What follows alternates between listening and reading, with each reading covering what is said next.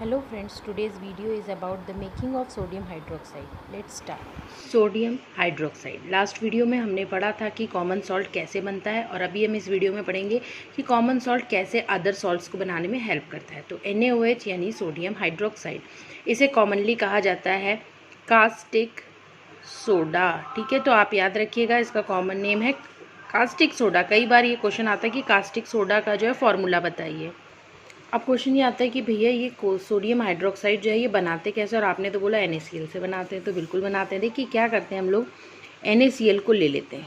ठीक है, हमने अभी NaCl बनाया, इस NaCl को ले लेते हैं और उसमें क्या करते हैं, इसमें वाटर मिक्स कर देते हैं। ठीक है, NaCl और वाटर जब मिक्स हो जाएगा ना, तो जैसे ये नमक है और ये पानी है, मिला दिया तो एक डार्क कंसनट्रेटेड लिक्विड बन जाता है और इस कंसनट्रेटेड लिक्विड का नाम रखा जाता है ब्राइन। ठीक है, कई बार ये क्वेश्चन भी आता है व्हाट इज़ ब्राइन, तो ध्यान देना NaCl और H2O का जो कंसनट्रेटेड लिक्विड होता है उसको बोलते हैं ब्राइन। तो ये दोनों को जब मिक्स करते हैं तो क्या होता है, इसमें करंट पास किया जाता है।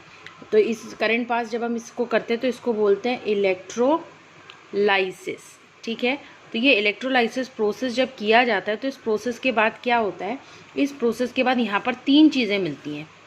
भाई देखो, इसमें क्लोरीन है ना, तो आप समझ लो क्लोरीन गैस तो निकलेगी। प्लस आप यहाँ पर देखो कि वाटर है H2O, तो यहाँ से एक हाइड्रोजन गैस भी निकाल दो। अब क्या बच गया, अब बच गया Na और O बच गया और H बच गया, तो यहाँ पर बन जाएगा NaOH। अब आपका काम क्या है कि इसको बैलेंस करके देखना है कि बैलेंस है या नहीं। क्लोरीन यहाँ पर 1 है, यहाँ पर 2 है, तो आप यहाँ पर क्या करिए, यहाँ पर 2 लगा दीजिए, तो क्या हो जाएगा, क्लोरीन बैलेंस हो गया। मगर Na तो यहाँ अब 2 हो गए ना, तो यहाँ पर फिर एक 2 और लगा दोगे तो यहाँ का भी Na जो है वो 2 हो गया। अभी यहाँ का Na तो 2 हो गया, पर H कितना हो गया, 2 2 4। यहाँ पर तो सिर्फ 2 है, तो अगर हम यहाँ पे एक 2 और लगा देंगे तो 2 2 जा 4 हो जाएगा। और ऑक्सीजन हमारे कितने हैं, यहाँ पर 2 हैं और तो कहीं है नहीं, और ये ऑक्सीजन ऑलरेडी बैलेंस हो गया। तो अब आप देखिए कि आपने क्या किया, सिर्फ नमक में पानी मिला दिया और पानी मिलाने के बाद आपने क्या किया, इलेक्ट्रोलाइसिस का प्रोसेस किया। और इलेक्ट्रोलाइसिस के प्रोसेस के बाद क्या हुआ, आपको 3 चीज़ें मिल गई। एक है सोडियम हाइड्रोक्साइड, एक है आपका क्लोरीन और दूसरा है आपका हाइड्रोजन गैस। ठीक है, तो ये 3 चीज़ें जो मिली है ना, ये इस प्रोसेस का नाम जो है क्लोर एल्कलाई प्रोसेस भी होता है। क्लोर एल्कलाई प्रोसेस क्यों, क्योंकि क्लोरीन गैस रिलीज़ हो रही है, और एल्कलाई क्योंकि ये एक एल्कलाई बन रहा है NaOH। एल्कलाई क्या होता है, जो वाटर सोल्यूबल बेसेस होते हैं ना, उनको एल्कलाई कहा जाता है। ठीक है, अब यहाँ पर देखिए क्या होता है, इलेक्ट्रोलाइसिस आप कर रहे हो, तो इलेक्ट्रोलाइसिस के प्रोसेस में क्या होता है, ये देखो इस तरीके से एक पानी ये भरा जाता है, NaCl और H2O इसमें भर लिया जाता है और इसमें 2 इलेक्ट्रोड लगाए जाते हैं। और जब इनके बीच में इलेक्ट्रिसिटी पास करी जाती है तो भैया एक जो है वो कैथोड पे इकट्ठा होगा, एक एनोड पे इकट्ठा होगा और एक सोल्यूशन पे नीचे बच जाएगा। तो H+ होता है ना, तो प्लस वाला किसकी तरफ जाएगा, माइनस की तरफ जाएगा।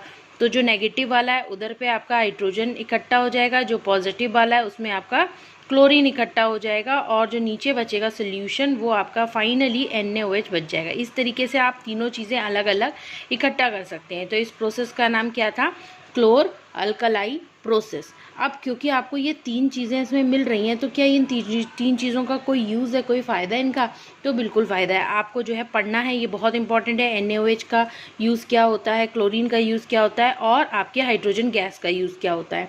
अभी देखिए जो सोडियम हाइड्रोक्साइड है ये कहाँ यूज़ किया जाता है, ये आपका यूज़ किया जाता है सोप्स और डिटर्जेंट बनाने के लिए यूज़ किया जाता है। इसके अलावा जहाँ पे आर्टिफिशियल फाइबर्स बनाए जाते हैं फैक्ट्रीज़ में, वहाँ पर भी इसका यूज़ होता है रेयॉन वगैरह बनाने के लिए।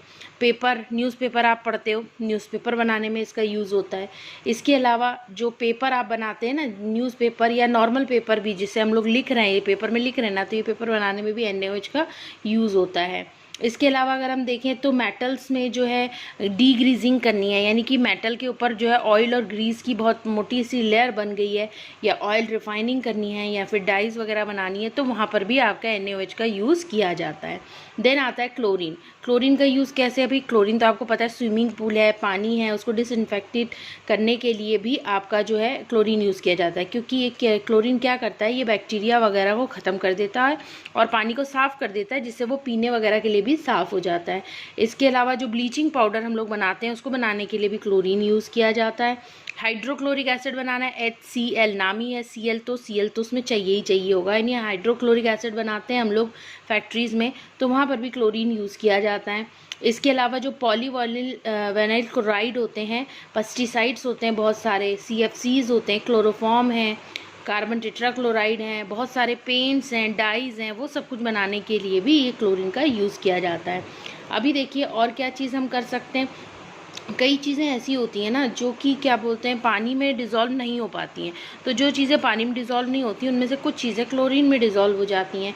तो ड्राई क्लीन वगैरह करने के लिए जो है पानी में डिज़ोल्व, पानी तो यहाँ पे ड्राई क्लीन में यूज़ नहीं होगा, तो क्या यूज़ किया जाता है, क्लोरीन यूज़ किया जाता है, ठीक है, क्योंकि वो चीज़ें जो उस कपड़े को साफ़ कर रही हैं वो क्लोरीन में डिज़ोल्व हो जाती है। देन आता है हमारा अगला पार्ट जो है हाइड्रोजन। अभी हाइड्रोजन का क्या यूज़ होता है, हाइड्रोजन का भी बहुत ज़्यादा यूज़ होता है। हाइड्रोजन जो होता है आपका घी बनाने के लिए काम में आता है, यानी कि जो डालडा वगैरह बनता है, घर पे वाला नहीं, जो नॉर्मल वाला बनता है जिसमें ऑयल में जो है इसको हाइड्रोजिनेशन किया जाता है। तो जो नॉर्मल ऑयल होता है लिक्विड स्टेट में, जब उसका हाइड्रोजिनेशन किया जाता है तो वो लिक्विड से सॉलिड में कन्वर्ट हो जाता है, इसका मतलब वेजिटेबल घी बन जाता है, ठीक है। तो ये हाइड्रोजन की वजह से होता है। हाइड्रोक्लोरिक एसिड HCl बन रहा है, तो Cl और H जुड़ेंगे तभी तो बनेगा, तो Cl चाहिए तो H भी तो चाहिए, ठीक है। इसके अलावा फर्टिलाइज़र बनाना है तो वहाँ पर भी ये चाहिए होता है। इसके अलावा मिथेनॉल है ना, तो जिस जिस चीज़ में भी H नाम आ रहा है तो समझ लो कि वो चीज़ बनाने के लिए तो आपको हाइड्रोजन चाहिए ही चाहिए। और भैया हमारे इंडिया के लिए तो हाइड्रोजन वैसे भी बहुत ज़्यादा इंपॉर्टेंट है। क्योंकि आपका जो लिक्विड हाइड्रोजन है ना, जो कि रॉकेट्स वगैरह में फ्यूल का काम करता है, वो भी आपका क्या है, हाइड्रोजन ही तो है। तो इस तरीके से आपने देखा कि हम इसको और इसको जो हमें ये मिले हुए हैं चीज़ें, इनको किस तरीके से यूज़ करते हैं, ठीक है।